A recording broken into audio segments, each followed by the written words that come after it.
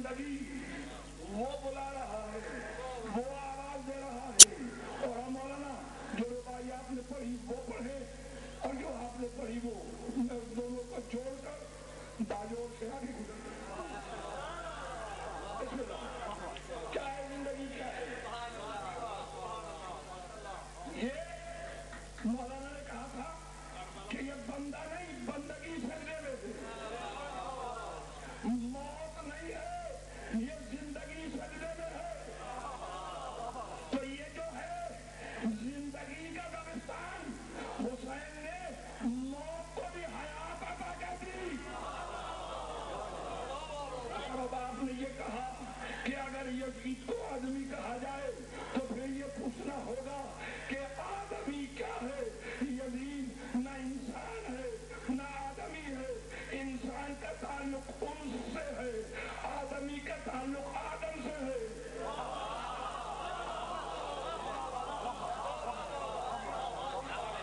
صرف آدمی کی شکل آدمی نہیں کہلاتی، اسی لیے تو ہم کہتے حسین سب کا مشترکہ ورثہ ہے، ہمارا خطاب ہر آدمی سے ہے، وہ آدمی نہیں جو شکل سے آدمی ہو بلکہ جس کے سینے میں آدمی کا دل دھڑک رہا ہو۔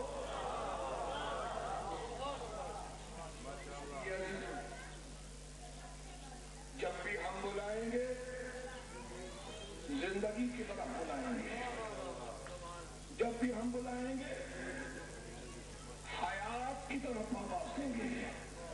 یہ جملے ذخیرہ الفاظ اس کو بھی بڑھاتا جائے دروازہ شرعی کا یہ غلام ایک لفظ میں کیوں رکھوں؟ ہم تمہارے جیون کی چوک کو، تمہاری زندگی کے لوگ کو اور بڑھا دیں گے اگر ہماری آواز پہ لبیک کا ہم بلاتے ہیں حیات کی طرف۔ مؤذن آواز دیتا ہے اللہ اکبر، اور پھر یہ تکبیر دہرا کر پھر وہ کہتا ہے اشہد ان لا الہ الا اللہ۔ آج سلام دوں گا، جواب نہیں، سوال اس لیے اٹھاؤں گا کہ آپ کو بار بار کی کہی ہوئی باتوں میں نئے زاویے کی سوچ معلوم ہو، اور جواب اس لیے نہیں دوں گا کہ آپ میں یہ شوق پیدا ہو کہ ہمیں نیا جواب بھی عطا ہونا چاہیے۔ تو سوال میرا یہ ہے کہ جب ہر مؤذن ہر مسجد میں پوری دنیا میں یہ اعلان کرتا ہے اشہد ان لا الہ الا اللہ، میں گواہی دیتا ہوں کہ اللہ کے سوا کوئی معبود نہیں ہے، ڈاکٹر شبیل الدین کا سوال یہ ہے کہ جو مؤذن یہ کہتا ہے کہ میں گواہی دیتا ہوں تو یہ گواہی اس کی دیکھی ہوئی ہے یا سنی ہوئی ہے؟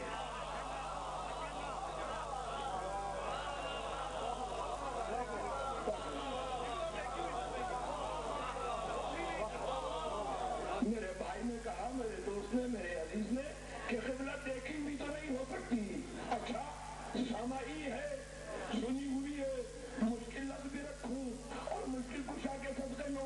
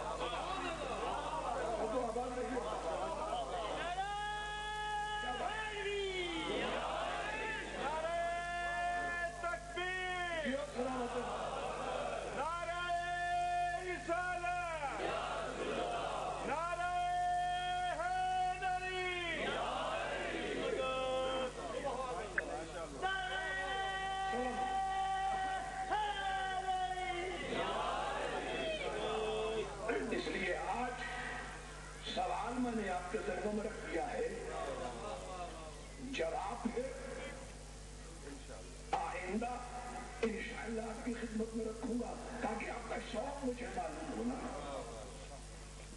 ورنہ دنیا سے پوچھ کے بتانا کہ شاید کوئی کسی نے سوچا ہی نہیں اس زاویے سے کبھی، آج تک یہ سوال اٹھایا ہی نہیں گیا۔ اور دنیا میں اگر سنی ہوئی گواہی کی کوئی قانونی حیثیت نہیں ہے تو اللہ کی شریعت میں سنی ہوئی گواہی پہ ایسا بھروسہ کیا؟ اور بس بات کو نتیجے تک لے آؤں اس لیے کہ جلوس اذا کو برآمد ہونا ہے، زیادہ وقت نہیں لے رہا ہوں۔ اگر اس دوران میں کبھی آیا تو پھر میں اس سوال کا جواب دے دوں گا جو ابھی بھی دے سکتا ہوں، نہ آیا تو انشاءاللہ اگلی 9 محرم کو، اور پھر یہ بھی یاد رہے اور مجھے یہ بھی پتہ چل جائے کہ 9 محرم سے 9 محرم تک کس کو یاد رہا۔ رسول نے تو منبر بیچ چوراہے پہ رکھوایا اسی لیے تھا کہ وہ مدینہ جا کے دیکھے کہ کس کو یاد رہا، کس کو بھول گیا۔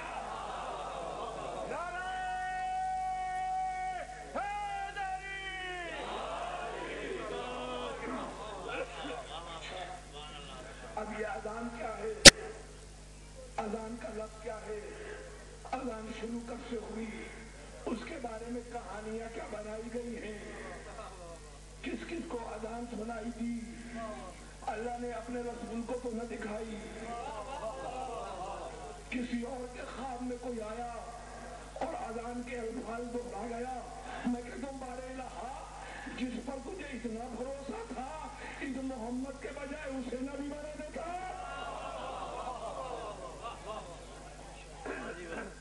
یاد رکھو میں اذان پہ 2 عظیم پہلو اور کوشش دے کر زاویے دے کر ختم کر رہا ہوں بات بتائی کی۔ کیا ہے یہ اذان؟ اپنی حقیقت میں اگر ایک جملے میں سمیٹو تو اللہ اکبر سے شروع ہو رہی ہے، لا الہ الا اللہ پہ ختم ہو رہی ہے، یعنی اذان کا پہلا لفظ بھی اللہ، اذان کا آخری لفظ بھی اللہ۔ تو اذان اس عمل کو کہتے ہیں جو اللہ سے اللہ تک ہو، تو آؤ وہ زندگی تلاش کرو جو اللہ کے گھر سے شروع ہو، اللہ کے گھر سے ختم ہو۔ تو علی کی پوری زندگی توحید کی اذان ہے، اللہ سے اللہ تک۔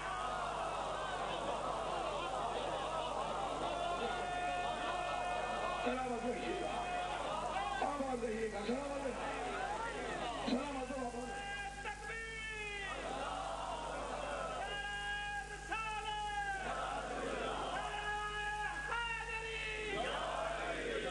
کائنات کے مواحد اعظم امیر المومنین علی بن ابی طالب پہ آواز بلند صلوات۔ اللہم صل علی محمد۔